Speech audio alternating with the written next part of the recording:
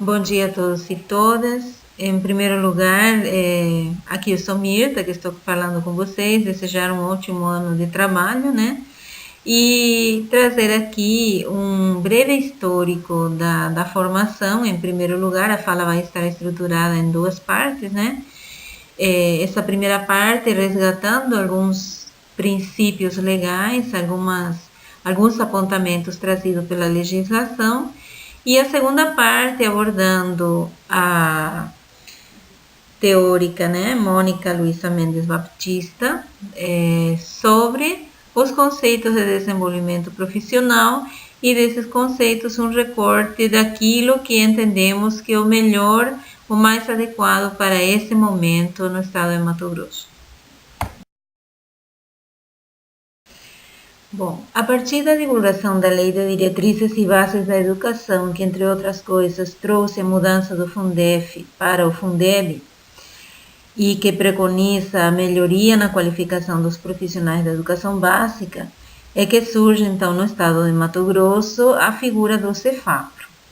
Entendendo que seria um espaço onde a prática educativa seria abordada enquanto praxis, buscando a qualidade na prática docente por meio de conteúdos levantados através de necessidades que surgissem no meio do processo de ensino-aprendizagem.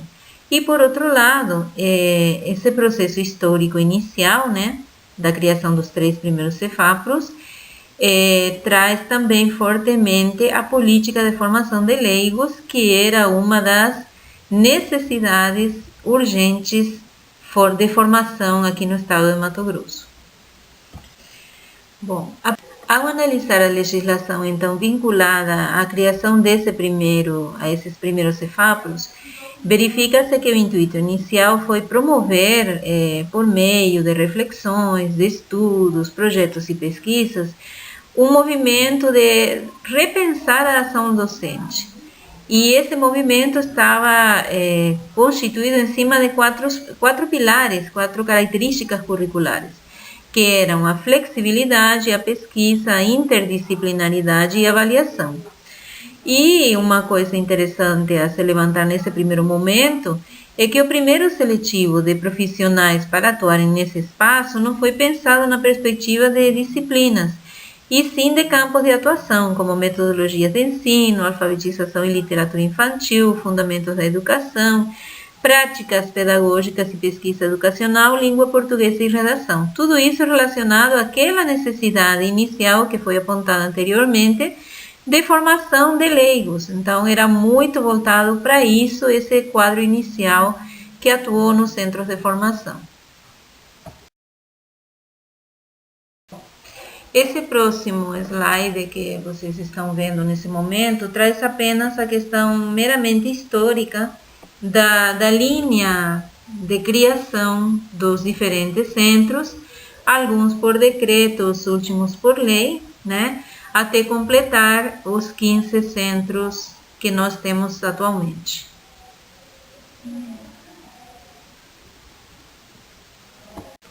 Analisando então a legislação produzida a partir do ano 98 até os dias atuais, podemos verificar algumas mudanças significativas que aconteceram ao longo desse espaço temporal.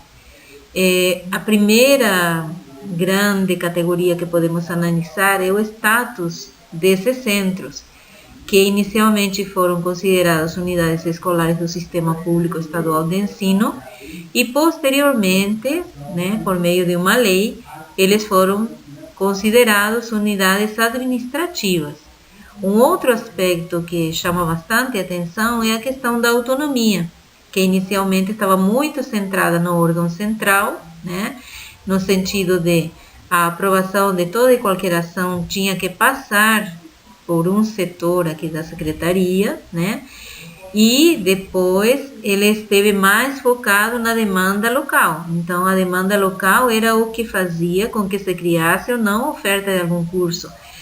Embora sempre houve atendimento a todas as políticas, tanto nacionais quanto estaduais, de modo geral em todos os centros. Mas esse atendimento às particularidades e essa autonomia para a criação de oferta de acordo com a demanda, ela foi evoluindo ao longo do tempo. nós temos, em 2002, a criação da Superintendência de Desenvolvimento Profissional, que foi, dentro da secretaria, o primeiro elo assim forte de ligação dos centros, né, com a secretaria, vamos dizer assim, em termos de organização. Um outro aspecto que chama a atenção ao longo do tempo é a composição do quadro. Esse primeiro seletivo de 98 previa, né, um quadro a partir de campos de atuação com foco realmente na formação de leigos. Posteriormente, a seleção do quadro já se fez em cima de disciplinas, né, da organização curricular, vamos dizer assim, por disciplinas, por áreas de conhecimento, e embora muito tempo se manteve a indicação de diretores. Após esse movimento de indicação de diretores, começa a se pensar na figura do coordenador, né? Do coordenador de programas, coordenador de projetos. Inicialmente havia dois tipos de coordenador, um para a questão interna, outro para as formações externas, inclusive, e se fala em momentos de escolha desse coordenador pelos pares. E o quadro atual, então, que temos é de seleção de gestores e de formadores, ambos obedecendo a critérios específicos que foram se construindo ao longo desse caminhar. Na questão financeira, a gente também observa bastantes mudanças no decorrer do tempo que estamos nos referindo. Por quê? Porque inicialmente o repasse já foi assegurado nas primeiras legislações, mas ele estava vinculado ao número de turmas, aos turnos de funcionamento, ao número de escolas atendidas, e as escolas, elas aderiam ou não à oferta de formação continuada do centro. Atualmente, o repasse ele é estabelecido por lei e está relacionado ao porte com o qual o Cefapro é vinculado de acordo com o número de escolas que ele atende. Então, nós vemos ao longo de todo esse espaço temporal bastantes mudanças no que diz respeito à organização em si de cada centro. Analisando, então, a legislação a partir do início, então, até os dias atuais, a gente vê a evolução e a aparição de algumas funções que dizem respeito à atuação do centro, como, por exemplo, a definição de que a formação continuada é uma atividade realizada em serviço, apoiada por reflexões, estudos, projetos e aplicação de pesquisa na prática docente, o entendimento que a qualificação profissional é uma das ações da formação continuada dos Cefapros, e nesse sentido houve uma normativa pela qual os centros serão autorizados a estabelecer parcerias com instituições de educação superior locais que oferecessem cursos de pós-graduação, nível de especialização, a fim de qualificar a rede rapidamente, numa clara tentativa, né, de atender aquilo que estava preconizado na LDB. E aí nós temos, por exemplo, no estado, ofertas parceladas, que formou mais de 6.000 profissionais, né? Nós temos também o Arara Azul, que foi considerado um primórdio do profuncionário, que posteriormente foi adotado no MEC, né? Então, todas essas formações que aconteceram na clara tentativa da Secretaria de qualificar esse quadro e qualificá-lo de forma rápida, né? Por outro lado, também, nessas legislações, a gente percebe que houve um momento de incorporação dos núcleos de tecnologia que havia no Estado, houve um momento também de ampliação desses núcleos e, por outro lado, houve documentos nos quais se estruturava, se estabelecia qual que era a estrutura, quais que eram as funções, e também outros documentos que regulamentavam os repasses, que estabeleciam como seria feita a prestação de contas, tudo isto para poder institucionalizar e organizar os centros de formação. Então, é importante essa análise de todos os instrumentos legais, a fim de perceber essa evolução no entendimento do que seria, então, esse centro de formação e qual seria seu papel nesse território.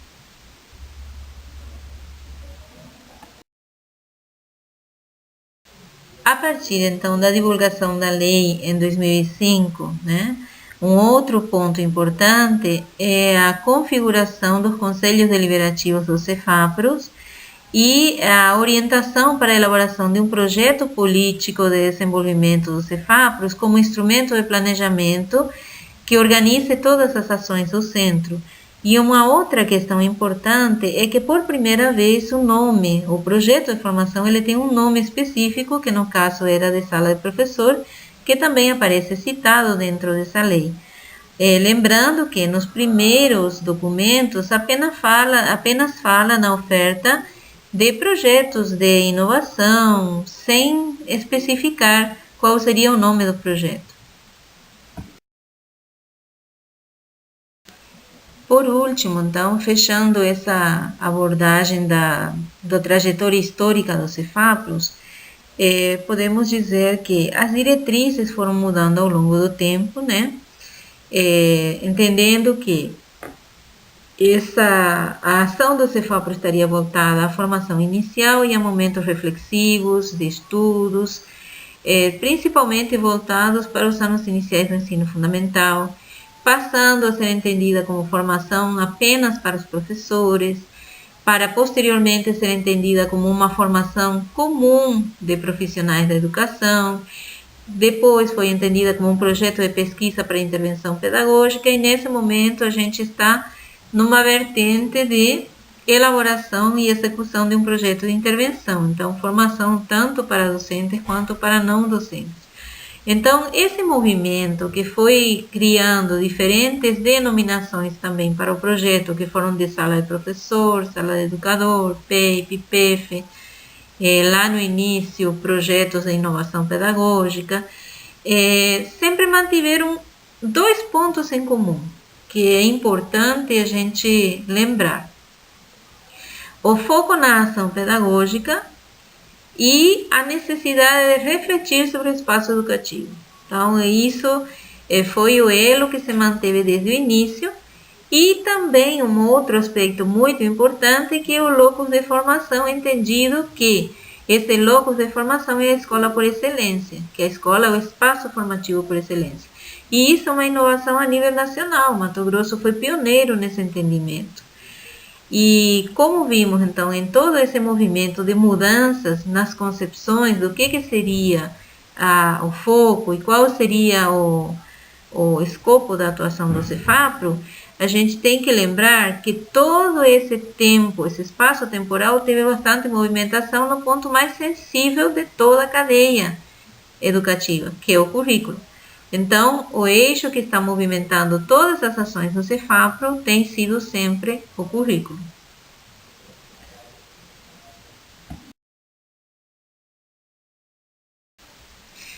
Terminamos então a parte histórica e iniciamos agora uma breve explanação sobre o que seria o desenvolvimento profissional, apenas na visão de um autor, tá? Estamos trazendo o Baptista. Esse texto está disponível no endereço eletrônico que aparece nesse slide e foi escolhido porque ele dá uma visão geral, cita vários autores, não se prende apenas a um modelo, a uma vertente, ele traz vamos dizer assim, um mapa geral, um panorama geral do que seria o desenvolvimento profissional e algumas definições, algumas orientações de como isso acontece. É uma leitura inicial, né? Logicamente, cada um terá que se aprofundar nessa leitura até para entender o porquê da adoção desse nome na superintendência e o que se pretende com isso. Uma primeira definição que aparece então no texto dessa autora é uma citação de Garcia, na qual ele define o desenvolvimento profissional como uma necessidade de formação ao longo da vida, que pressupõe a evolução e continuidade que leva o professor a aprofundar seus conhecimentos ao longo da sua carreira profissional. Outros autores já o entendem como um processo de crescimento pessoal, social e profissional, adquirido com base em conhecimento sobre ciência, contexto, currículo e didática, condicionados por fatores de natureza cognitiva, afetiva e social. Eu vou ressaltar aqui que, como se trata de citações, né, e o texto foi publicado em Portugal, então respeita-se aqui, né, nessa apresentação, a grafia portuguesa, tá? São recortes de citações e iremos manter toda a apresentação nesse sentido.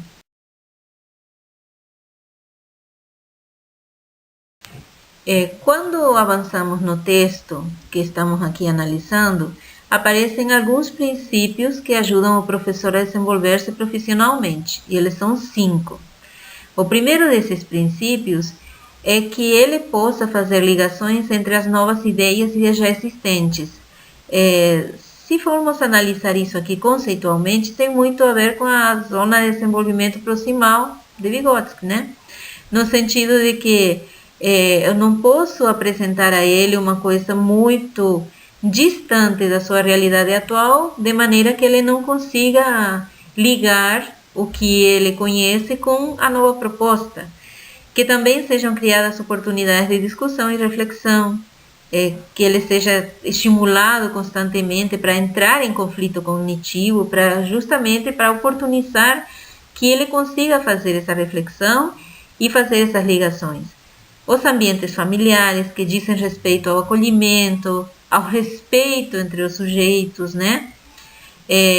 A mudança no pensamento, porque se não há mudança no pensamento desse professor, tampouco haverá desenvolvimento profissional, e também auxiliar os professores no desenvolvimento de estratégias que promovam a aprendizagem de todos os seus alunos. Esse aqui é um aspecto fundamental que mais adiante a gente irá analisar um pouco mais detidamente para poder entender qual é o papel da aprendizagem do estudante em relação ao desenvolvimento profissional desse professor. Considerando que vivemos numa sociedade em mudança, então nessas mudanças, para que aconteça o desenvolvimento profissional, é necessário que o professor se veja a si mesmo como um aprendiz, como uma pessoa que precisa estar em constante aprendizagem, inclusive para se adaptar às mudanças que ocorrem na sua sala de aula, nos momentos em que a gente está vivendo, que são momentos de rápidas e drásticas mudanças, inclusive, né? E aqui nós temos uma figura, né, que é de Guskey, é uma adaptação, que mostra como que se daria esse desenvolvimento profissional. E aqui eu trago a reflexão sobre a questão das aprendizagens. Então, para este autor, o desenvolvimento profissional implica em mudança nos professores, ou seja, na prática que ele faz em sala de aula. Mas essa mudança só acontece e só vai ser adotada por ele se ele perceber alguma mudança nos alunos, nos resultados da aprendizagem, na motivação desses estudantes.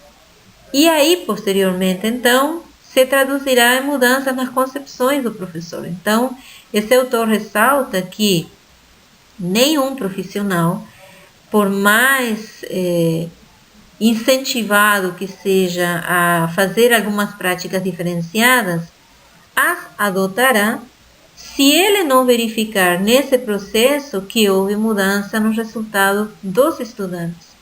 Então, que esse desenvolvimento profissional só pode acontecer se de fato essa aprendizagem que ele teve se refletiu em algum tipo de mudança também com seus estudantes. Então, nessa perspectiva de desenvolvimento profissional, nós temos que ver esse professor como aprendiz e entender que os mesmos princípios pelos quais os estudantes aprendem se aplicam a esse sujeito enquanto aprendiz. Então, se eu preciso de um ambiente motivador, se eu preciso de instigação para pesquisa, se eu preciso de aprendizagem ativa, se eu preciso de tempo, se eu preciso de continuidade, se eu preciso de conteúdos que façam sentido, esses mesmos princípios que eu preciso para o estudante são necessários para o professor. E se a aprendizagem, se o desenvolvimento profissional, desculpem, envolve aprendizagens, inevitavelmente ele também envolve mudança, porque aprender é mudar, de alguma forma, de alguma maneira. Qual é o principal propósito do desenvolvimento profissional, né? Ou um dos principais propósitos? A vertente do desenvolvimento profissional procura fornecer aos professores um conjunto de ferramentas para que eles possam adquirir competências que os ajudem a desenvolver com seus alunos as estratégias propostas no currículo. Então, é justamente ele aprender a ser um melhor profissional naquilo que ele faz. Então, a estratégia é: eu me torno profissional na medida que eu faço, eu me torno profissional na medida em que eu aperfeiçoo a minha ação. E para aperfeiçoar essa ação, eu preciso de algumas ferramentas que me ajudem a melhorar em sala de aula e, consequentemente, a que eu mude a minha prática e eu me torno melhor profissional no decorrer desse trabalho meu. Então, eu me formo fazendo. É formação em serviço.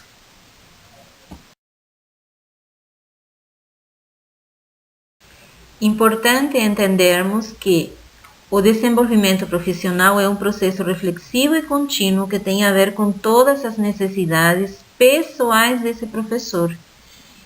Esse desenvolvimento implica numa aprendizagem ao longo de toda a carreira. E ele vai aprender em contextos diversificados, em todos aqueles contextos nos quais ele atua.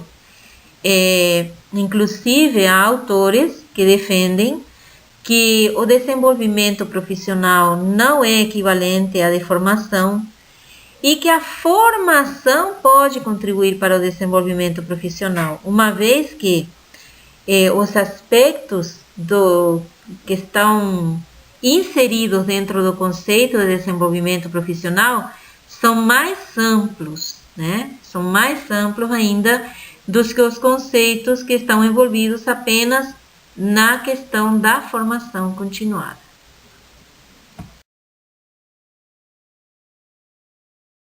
Nessa perspectiva, então, de aprender e se desenvolver ao longo da vida, o que está envolvido nesse processo de atuação do profissional, desse professor?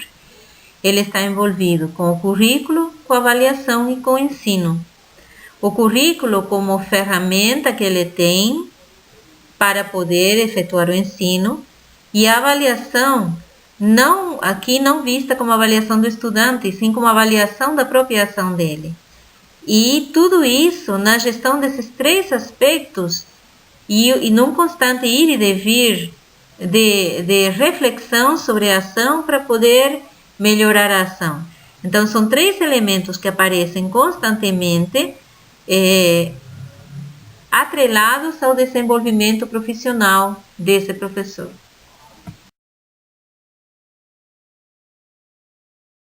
Avançando então no texto, que vocês vão ver depois que esse texto traz vários modelos de desenvolvimento profissional, ele traz diferentes abordagens, mas ele traz assim algumas coisas que são muito interessantes para nossa reflexão, como por exemplo, refletir sobre que ambientes favoreceriam a aprendizagem do profissional da educação, a fim de que ele possa desenvolver profissionalmente. Então, nesse texto se cita que ambientes centrados na comunidade, como por exemplo, relações colaborativas, planejamento coletivo, trabalho interdisciplinar, a participação na investigação educacional, a pesquisa sobre a própria prática, a reflexão sobre isso, é uma possibilidade dele se desenvolver profissionalmente.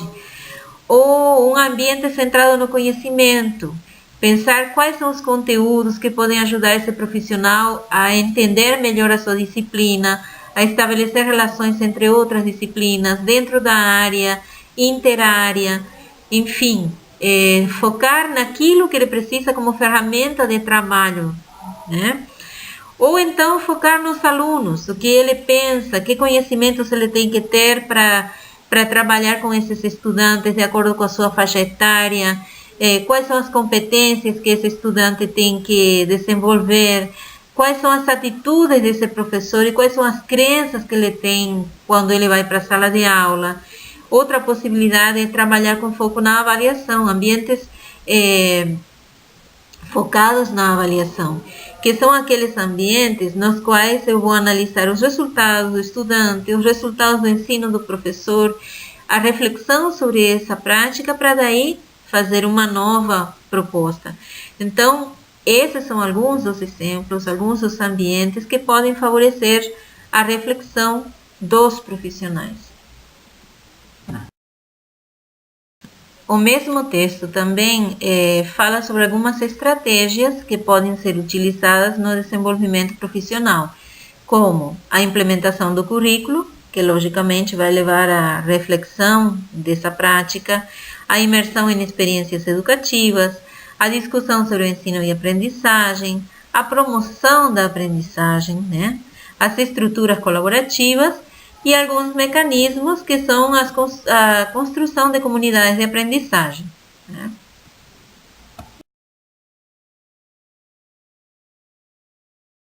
Outros autores citados no texto explicitam que para que o professor se desenvolva profissionalmente, há 4 elementos a levar em consideração, que são os objetivos do professor, ele enquanto pessoa, e isso se relaciona aos tempos do profissional na sua carreira, tá? É bom lembrar que cada profissional, de acordo com a sua idade, com o tempo de permanência na carreira, ele vai ter algumas características e também as características inerentes a cada sujeito, o contexto real em que cada professor trabalha, que é um fator que pesa enormemente nesse desenvolvimento profissional, e a cultura de ensino, ou seja, a relação que ele estabelece com os colegas dentro e fora da escola, que logicamente vai potencializar ou vai atrapalhar esse desenvolvimento profissional de cada